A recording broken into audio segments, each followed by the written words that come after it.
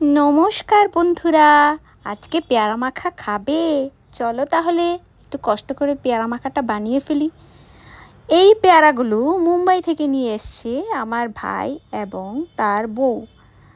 আমি বলেছি আমার জন্য ডাসা ডাসা পেয়ারা বেছে নিয়ে আসবে, যাতে সবচেয়ে টেস্টি হয় পেয়ারা মাখাটা। সেজন্য আজকে দেখো পেয়ারা মাখাটা বানানোর জন্য প্রথমে পেয়ারা দুটোকে একটু ভালো করে ধুয়ে নিয়েছি। তারপর আমার পিসি দেখো বসে বসে পেয়ারা মাখা বানাচ্ছে, সেজন্য কেটে নিয়েছে ভালো করে।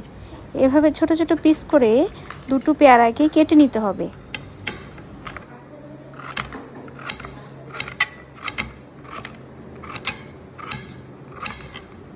তারপর ছোট ছোট পিস করা পেয়ারাগুলো একটা ছোট বাটিতে, যেহেতু আমরা অনেকজন খাবো সেজন্য একটা বড় বাটিতে নিয়ে নিয়েছি। আর তার সাথে দিতে হবে লঙ্কা কুচি।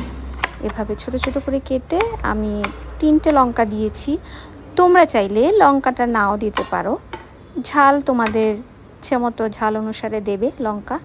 আমার কাছে এটা একটু লঙ্কা খেতে ভালো লাগে। আর দিচ্ছি বিট নুন, তোমরা চাইলে এমনি নুনও দিতে পারো, কিন্তু বিট নুনের গন্ধটা বেশি ভালো লাগে। আর তার সাথে দিয়ে দিচ্ছি কাসুন্দি। এই কাসুন্দিটা দিলেই পেয়ারাটার স্বাদ অনেক বেড়ে যাবে। আর চাইলে তোমরা দিতে পারো ধনেপাতা। ধনেপাতা আমার কাছে ছিল না, সেজন্য আমি দিলাম না। আর দিচ্ছি লঙ্কার গুঁড়ো।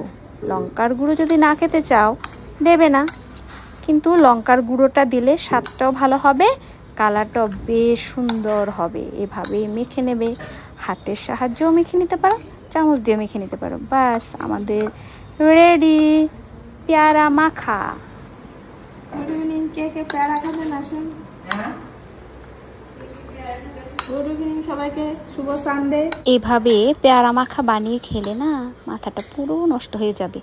দারুণ স্বাদ খেতে, ঝাল ঝাল টক টক। তোমরা অবশ্যই বানিয়ে খাবে কিন্তু। সুপার। ভালো লাগলে লাইক কমেন্ট করে দিও তো, একটু পারলে শেয়ারও করো। Tata, bye bye.